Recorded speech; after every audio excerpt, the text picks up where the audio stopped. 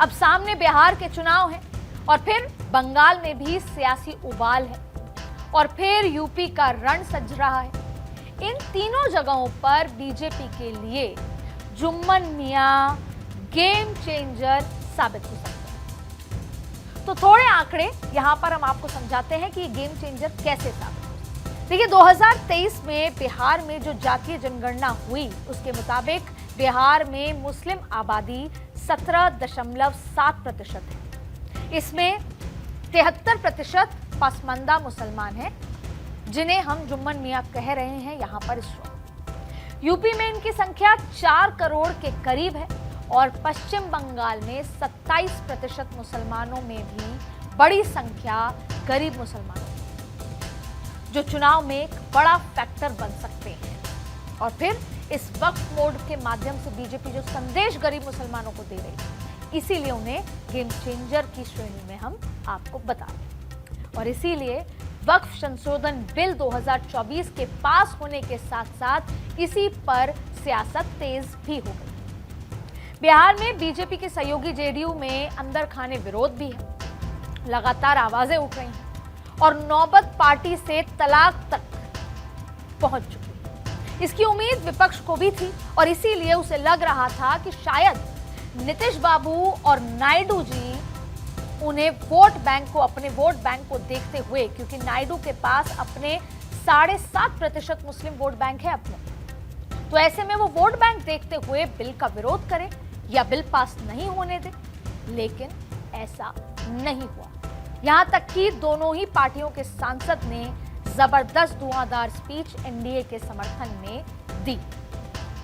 अब अंदर खाने नीतीश नायडू ने बिल को जब बताया गया उनको तो कई बदलाव बताए और कई बदलाव कराए भी। एक नजर उस पर भी डाल लेते हैं। जो बिल पास हुआ उसमें मूल ड्राफ्ट से 14 बदलाव किए गए और इसमें से ज्यादातर सुझाव जब जेपीसी की बैठक हुई तो जेपीसी में शामिल चंद्रबाबू नायडू और नीतीश कुमार के सांसदों ने दिए थे। अब उदाहरण के तौर पर वक्फ बाय यूजर प्रावधान को रेट्रोस्पेक्टिवली नहीं हटाया जाएगा। जेपीसी में शामिल चंद्रबाबू नायडू की टीडीपी के सांसद जीएम हरीश बालयोगी और लावू श्रीकृष्ण देवरायुल ने इसमें बदलाव का सुझाव दिया, जिसे स्वीकार भी किया।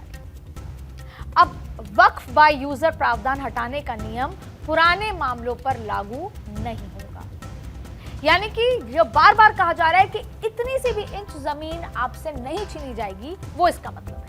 यानी जो पुराने जो रजिस्टर्ड प्रॉपर्टीज हैं वो वापस नहीं ली जाएगी, ना उस पर कुछ ताका झाकी हो। जो अब बिल बनने के बाद जो प्रॉपर्टीज आएंगी उस पर देखा जाएगा, उस पर नियम लागू होंगे। और हाँ, वो प्रॉपर्टीज जो डिस्प्यूटेड है उस पर ये नया वक्फ संशोधन कानून लागू होगा।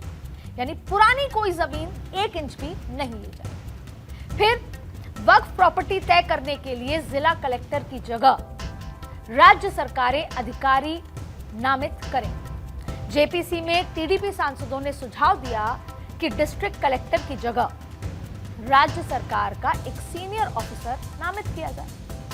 जेपीसी ने इस बदलाव को भी माना। अब ये ऑफिसर वक्फ की उन प्रॉपर्टीज के मामले में फाइनल अथॉरिटी होगा जिनको लेकर सरकार और वक्फ में विवाद है, डिस्प्यूट। उसकी फाइनल रिपोर्ट के बिना ऐसी प्रॉपर्टीज वक्फ की प्रॉपर्टी नहीं कही जा सकती। इससे वक्फ के मामलों में ट्रिब्यूनल के अधिकार कम हो गए और राज्य सरकार की भूमिका प्रभावी हो गई। तो जो एक डाउट था विपक्ष को कि क्या नीतीश कुमार अपने वोट बैंक के लिए, क्योंकि उनका भी एक बड़ा वोट बैंक पसमानदा मुसलमान है, बहुत बड़ी संख्या, और टीडीपी तो 7.5% मुस्लिम है ही, वो क्यों मान गए ये तमाम बदलाव सुझावों को मानने के बाद। सेंट्रल पोर्टल पर रजिस्ट्रेशन के लिए अब 6 महीने की डेडलाइन जरूरी नहीं है। जेडीयू के सांसद दिलेश्वर कामत ने इस प्रावधान में संशोधन का सुझाव दिया था, जिसे जेपीसी ने स्वीकार कर लिया। अब वक्फ ट्रिब्यूनल किसी वक्फ प्रॉपर्टी के रजिस्ट्रेशन के लिए टाइमलाइन बढ़ा सकता है और इसके लिए प्रॉपर्टी के मुतवल्ली यानी कि केयर टेकर को ट्रिब्यूनल के सामने इसकी उचित वजह बतानी। हालांकि ये वजह क्या हो सकती है और 6 महीने की टाइमलाइन लिमिट को कितना बढ़ाया जा सकता है, ये साफ नहीं है। इसे तय करने का निर्णय ट्रिब्यूनल पर छोड़ दिया गया। नीतीश और नायडू की पार्टी की ओर से दिए गए ऐसे कई बदलाव जेपीसी ने सुझाव माने और बदलाव किए, और यही वजह है कि वक्फ बिल की जेपीसी की बैठक के दौरान नीतीश कुमार और नायडू के द्वारा दिए गए तमाम सुझावों को माना गया और इस बिल में सुझाव को लिया भी गया। अब उम्मीद है कि ये नया वक्फ कानून जुम्मन मियां का वक्त भी बदलेगा और बीजेपी का वोट बैंक भी संवारेगा। सबके पास अपना अपना इंतजार है और मेरी नजर जुम्मन मियां के आंगन में उतरने वाली चांदनी पर है। जो उतरी तो जुम्मन मियां का घर भी चमकेगा और जिंदगी।